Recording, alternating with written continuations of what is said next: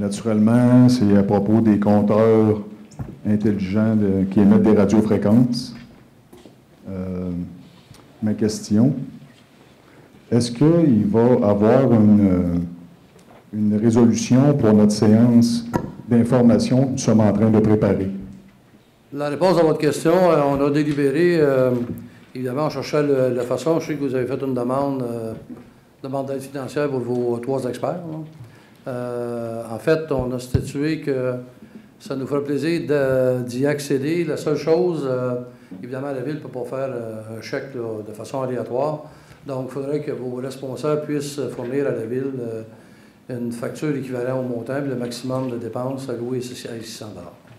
Donc, ce qu'on va faire additionnellement à ça, c'est qu'on va réitérer à Hydro-Québec qu'il y a eu la séance d'Hydro-Québec qui a tenue la semaine dernière et que vous prévoyez, je pense, la fête d'ici 3 semaines environ, je pense.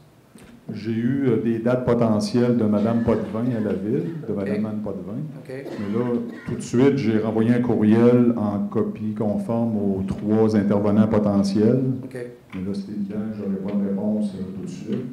J'en conviens. Alors, lorsque vous avez la réponse, la communiquer avec Mme Potvin. Alors, nous, ce qu'on va faire, c'est qu'on va envoyer une lettre à Hydro-Québec en lui disant qu'il y a un groupe qui va rencontrer des citoyens à la demande de celui-ci et que ça devrait se faire, on va mettre à la période des prochains 30 jours, là, peut-être un peu plus long que moins long.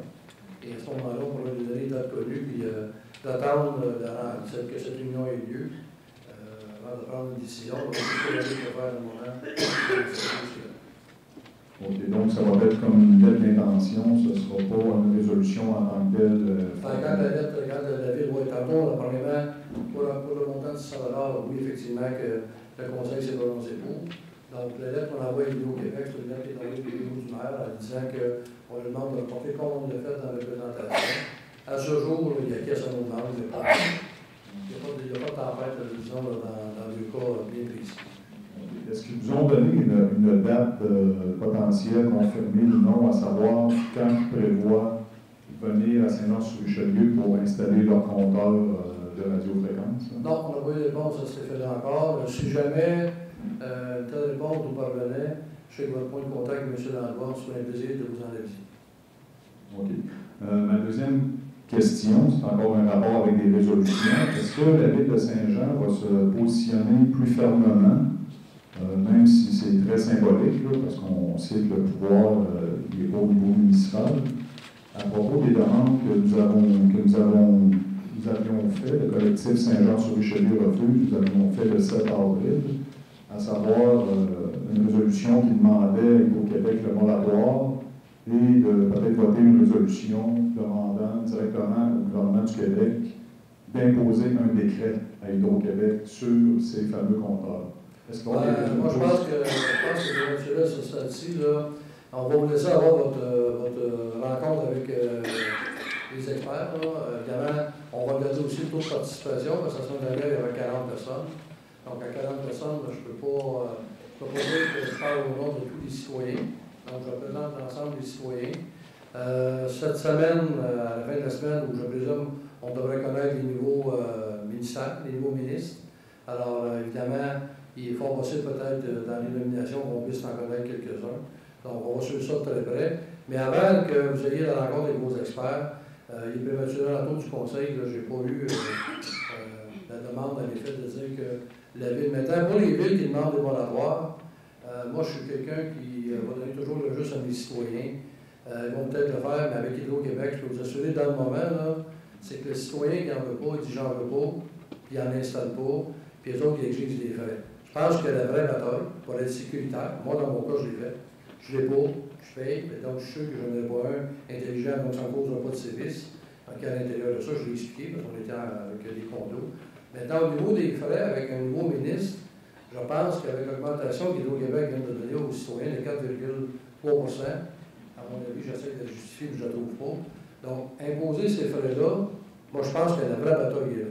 C'est-à-dire, on n'en veut pas, donc on est sécurisé. Puis de l'autre côté, la bataille va se faire au niveau des frais. Je pense que si la Ville, là, je vais parler comme maire, parce que je vois les membres du Conseil sont ici, là, mais en tant qu'individu, permettez-moi de prendre le chapeau du citoyen. Oui, prendre le chapeau du citoyen, je dirais plutôt dans le sens que c'est au débat des frais qu'on devrait mener la bataille. puis dire on n'en veut pas de compteur. Si tout le monde dit qu'il n'en veut pas, puis là on donne des frais, là le ministre, il a une décision pas mal plus facile à prendre en voulant dire au Québec, de toute façon, tu n'en installeras pas des nouveaux, il n'en veut pas. Là, il y a le débat au niveau des frais versus l'augmentation du 4,3 %. Moi, je pense que la bataille peut être là. Il y a peut-être des gains à faire. Mais premièrement, moi, je pense que la meilleure façon, surtout contre c'est multinational, c'est censé nous apporter des, mais c'est monopole. Oui, monopole, on ne pense pas de l'avoir, mais il y en a un. Donc, à partir du moment-là, là-dedans, je pense que c'est sur les vrais qu'on va pouvoir avoir un gain. Parce qu'en fait, il nous laisse l'attitude de dire je le prends ou je ne le prends pas. Fait que la bataille est pas là.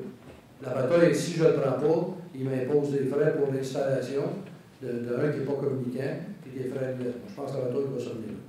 Oui, c'est évident. Je pense comme vous, puis la plupart des citoyens dans les villes refuges, là, dans les 80 villes et plus, c'est la même chose.